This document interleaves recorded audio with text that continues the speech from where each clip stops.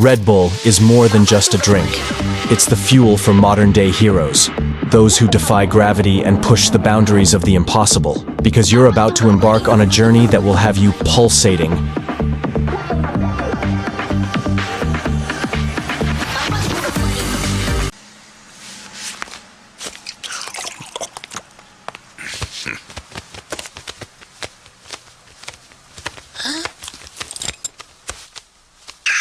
Red Bull gives you wings. In 2022, Red Bull sold 11.582 billion cans. The Austrian company didn't produce a single one. It focuses on sponsoring athletes. 2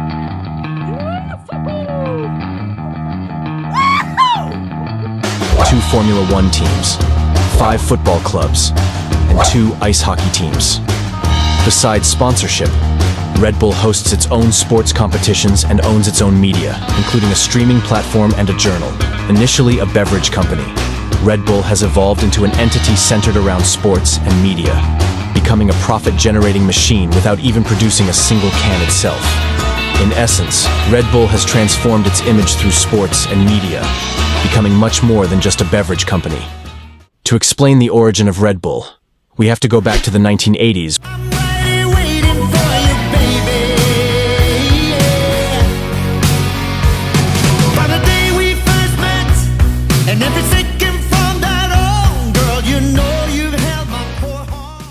Dietrich Mateschitz, an Austrian businessman, discovered a popular drink in Thailand called Krating Dang, which translates to red gar. The gar is a large bison that lives in Southeast Asia. Krating Dang is a local Thai bison drink meant to keep workers, masons, and mechanics awake after long hours of work. Intrigued by its effects, he saw a commercial opportunity and decided to seek investors. However, when nothing worked out, he decided to partner with the drink's owner called Chaleo Uvidya and launched the product in the West.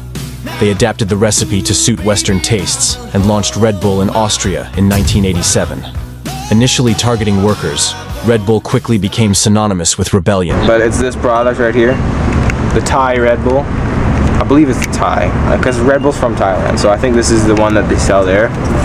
And then apparently it's very hard to find, and the guy told us that he can't get any more after this. There's like a bunch in the fridge. This is the last supply. It's the it's the last batch. Benefiting from a boost from the German government, which banned the drink, providing extraordinary publicity. Red Bull gained popularity, especially among young people. The brand quickly spread across Europe, despite temporary bans in some countries. Red Bull then decided to focus on selling the drink, outsourcing production and distribution.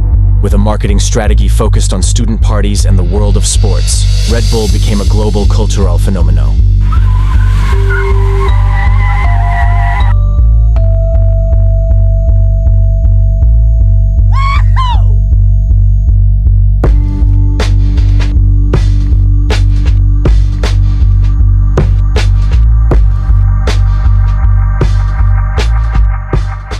In the 1990s, Red Bull set out to revolutionize the world of sports by focusing on extreme sports, then considered marginal.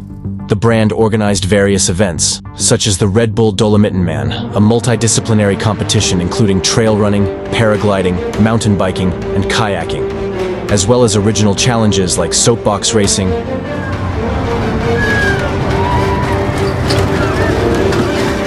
and Red Bull Paper Wings, where participants launch paper airplanes as far as possible.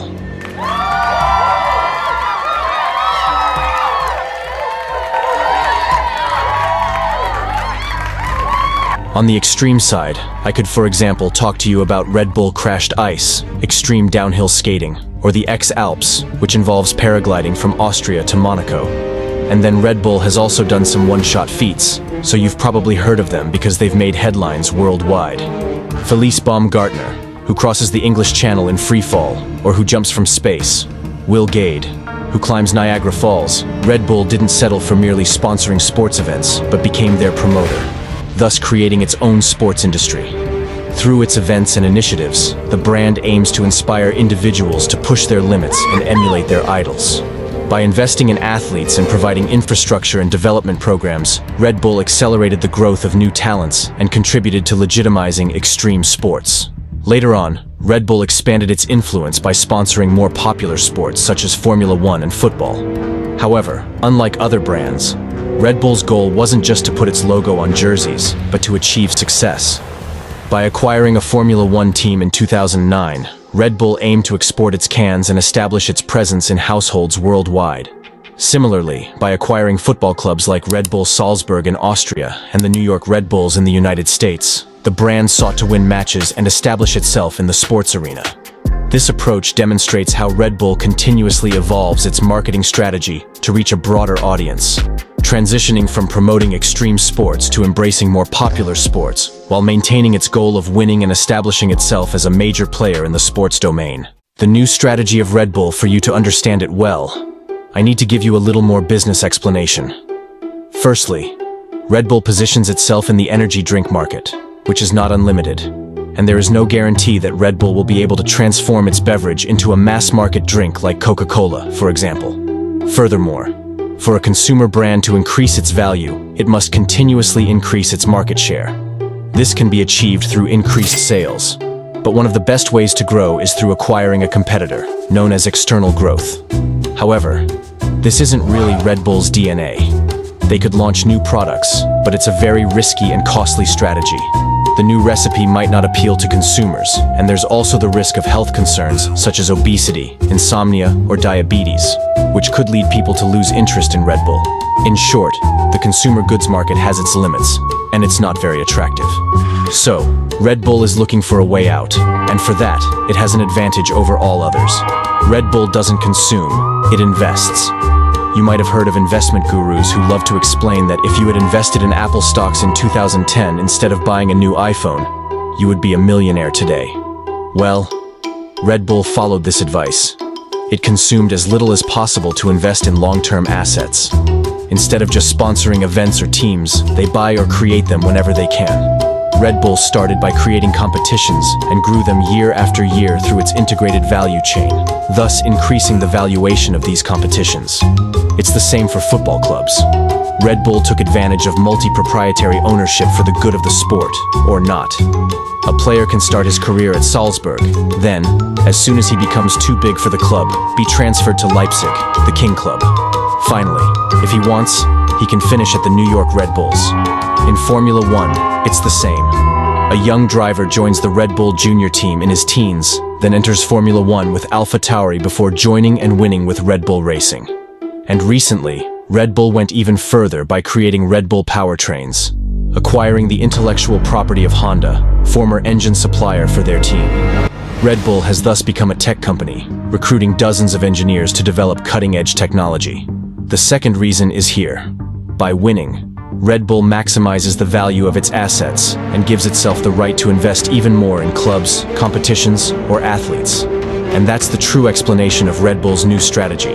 Take 2009, for example.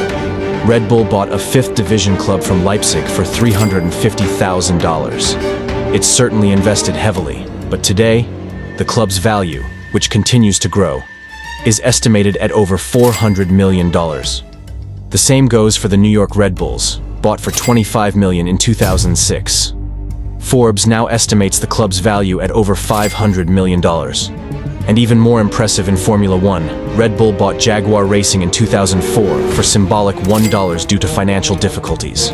Now, after a Netflix series and 6 Constructor World Championships, Forbes values the team at over $2.6 billion, even estimating its annual revenue at over $500 million.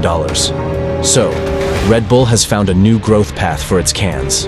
For them, sports is no longer just a marketing tool. It's their core business. It's where the brand, which hasn't produced cans in a long time, creates its added value because it knows better than anyone today how to create clubs, teams, and manage athletes. The visionary founder had already spilled the beans back in 2010. At the time, he declared, "The goal of the company is no longer to sell drinks, but to discover talented people and help them achieve their potential." Sadly, he passed away in late 2022 and won't be able to supervise his brand strategy anymore. But he has already succeeded. Today, without us even realizing it, Red Bull is no longer just a beverage brand. With its 800 contracted athletes, 10 teams, and numerous competitions, it's it's actually one of the most powerful clubs in the world. And with the arrival of Red Bull powertrains, it's even a tech startup that may even produce sports cars in the future. In less than 40 years, Red Bull has gone from a hydro energy company with no real market to one of the most influential sports and tech companies in the world.